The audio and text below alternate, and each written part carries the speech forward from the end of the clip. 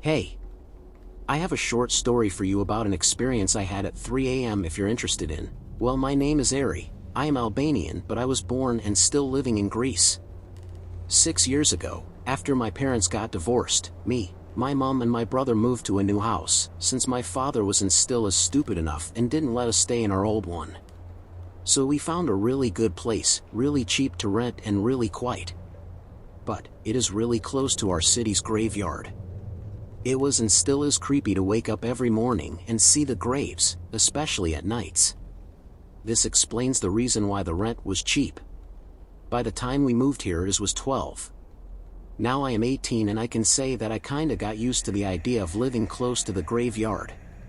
It's like 100 meters away from my front door, and yes, there have been lots of weird things happening around this place, especially to our place. One of the crazies of them happened few weeks ago. I was smoking in my balcony watching the sky and the graves, talking on my mobile phone with my somehow boyfriend. We were talking about an hour, then he asked me what time it was. I opened my lock screen and while doing that I checked my neighbor house, which it is opposite my balcony and next to the graveyard. Like imagine walking outside the graveyard to get home, creepy as F at CK. So I noticed that my neighbors had left the lights on and they neither had closed the windows nor the shutters. I told my boyfriend that it was 3:33. He told me, you know what time it is, don't you? Of course I knew, and I was pooping my pants because while I was staring at the inside of the house I noticed the two kids of the family wearing white clothes and something white on their face. I have no idea why they were wearing white masks really. I've been to them place once. I've been there for the older son's birthday. I don't usually go to children's birthday parties, but I babysit the younger son few times while he was a baby in my place, so I got invited. I know the inside of them house, and I know the family. They were standing looking at the wall and between the window and balcony door of them house right on the one side of them living room. In few words they were standing looking the wall. Just looking, then they started moving them heads left and right. They moved them heads slowly and gave me chills. I was trying to understand what were they trying to do. My boyfriend was talking to me, but I wasn't paying attention. I froze watching the kids, then my boyfriend shouted for getting my attention. By that time I had 2% battery left on my phone. I told him what was happening. He thought I was joking, so I took a picture and sent it to him. He freaked out. I freaked out. He told me not to look anymore at that direction, but I was so horrified. I wasn't able to stop looking. I was like, what are you talking about? Looking or not, they won't stop doing what they're doing anyway. Then the older kid looked at me. He stopped moving his head and he was staring at me. He and I were looking each other about 10 minutes. I realized that my phone died of battery and I stood up, took my stuff and went inside my house. I couldn't get a wink of sleep that night. The next day the family which is living in that house were missing. They left their home about 3 days or so, and now every time I meet my neighbors, I change road and I really am thinking to change house too. I want to take my family and run as far away as we can. I am questioning myself, what the heck were these two kids doing that late at night? They supposed to be like primary age kids, why are they awake that late at night? Why they went missing the next day? Do this thing happen regularly? And why did I have to be witness of this experience? That sounds all. This experience took place just shy of 2 years ago while I was living in a step-down program in Oregon. Located in a town notorious for the tweakers, I had many unsettling experiences during the 2 or so years I spent there, but I'll save those for another day. The campus consisted of 3 buildings that line the same block, a 4th building about a 5-minute walk away called HQ, and a 5th building a few blocks over in the other direction called Michael's Place. There was the boarding house, the men's living quarters, and the Sunflower House, the women's living quarters. Located between the 2 houses sat the AC. One thing to note about the AC is its history.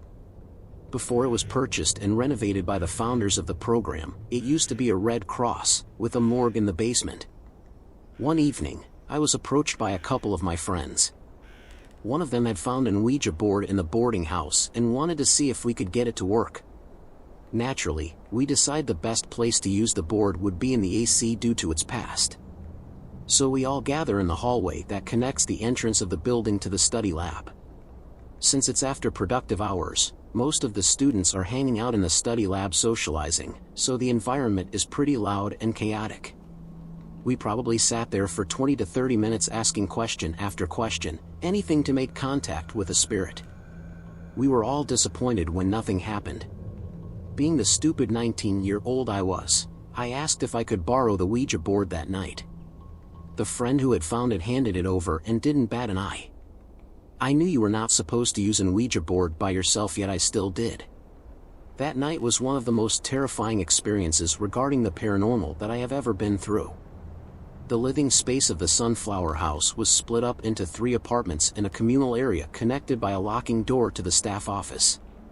The first apartment was downstairs to your left when you first entered the house. To your right was the common area. Directly in front of you were the stairs leading to the second floor.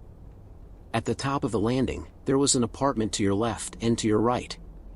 Each apartment consisted of a bedroom that could sleep 4 people, a shared bathroom, a shared kitchen, and in 2, a shared living room. Instead of a living room space, the left apartment on the second floor had what was known as the single room.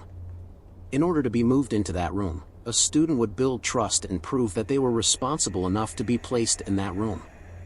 I lived in each of the apartments during my stay at the program, and I was living in the single room when this experience took place.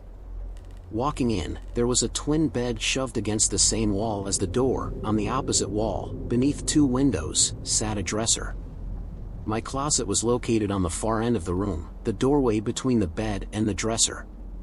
The room was small and snug, with old wooden floorboards that groaned loudly underfoot. Since I knew it was dangerous to use an Ouija board on your own, I performed a couple of spells. I wrote, "I am a Wiccan and I practice witchcraft," asking the goddess to keep me safe from spiritual attack and to protect myself and those around me during my session that night. I smudged the board to clear it of any energies it may have absorbed, as well as my room and my person. I blessed one of my crystal pendants and wore it around my neck as another safeguard. I positioned myself on the floor between my bed and dresser, the board in front of me with my back to the closet. There was a full-length mirror mounted to the wall inside my closet. Just the idea of sitting in the dark staring into my reflection made my skin crawl. Lighting 2 candles, I placed them on either end of the board and set up a few crystals along the top edge of the board. Placing both index fingers on the planchette, I reached out to any spirits that were willing to communicate with me, directing them towards the light of the candle flames and the sound of my voice. After a few minutes, I received an answer. To be completely honest, I cannot remember what questions I asked that spirit. I want to assume I asked its name and any other basic questions one asks while using an Ouija board. What I do remember is the fear I felt and what I experienced after ending the session that night. I have a fascination with the supernatural and take an interest in the dark, twisted, and macabre. I also am easily frightened. Needless to say, I didn't last very long before I got too freaked out and closed the session. I was polite and respectful, properly ending the session and closing the portal as I had been taught, and I did not anger the entity I came in contact with. But for one reason or another, said entity decided it still wanted my company. I remember blowing out the candles and immediately diving under my covers. I lay on my side, facing the wall. My heart was beating rapidly. I remember the strong sensation of being watched. The air grew oppressive, almost heavy. The floorboards were creaking as if there was someone pacing around my room. I shut my eyes and started to pray, clutching the crystal I wore around my neck. The footsteps moved into my closet and fell silent. After a few minutes, I started to relax, hoping that whatever I had invited into my room was gone. At some point, I started to doze off only to be jolted awake as the noises started up again.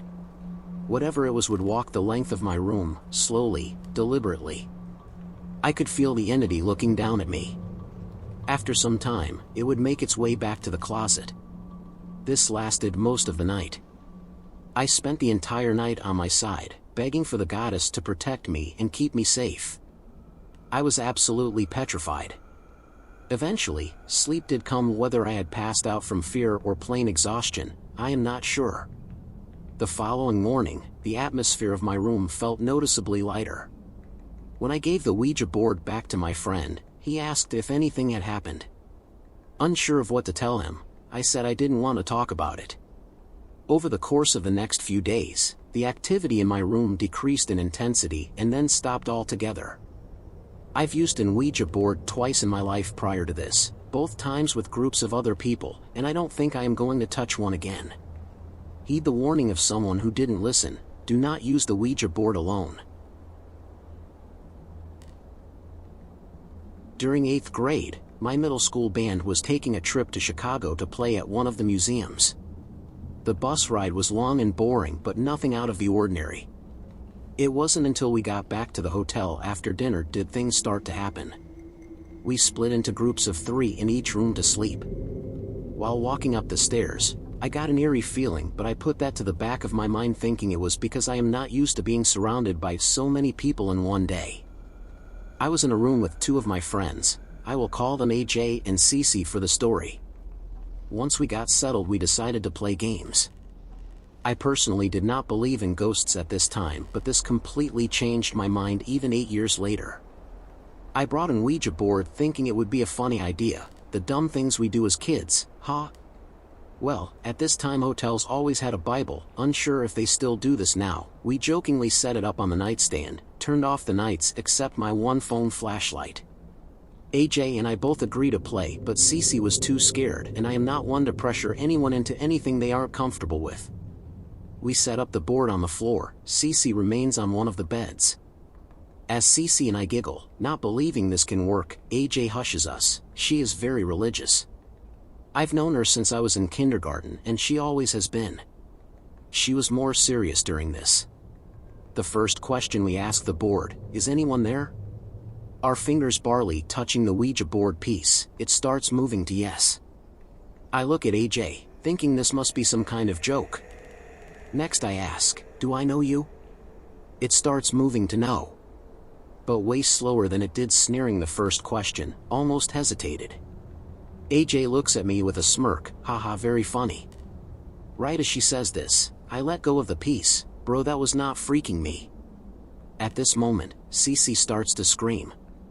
I kid you not, the Bible standing on the bedside dresser fell onto the damn floor.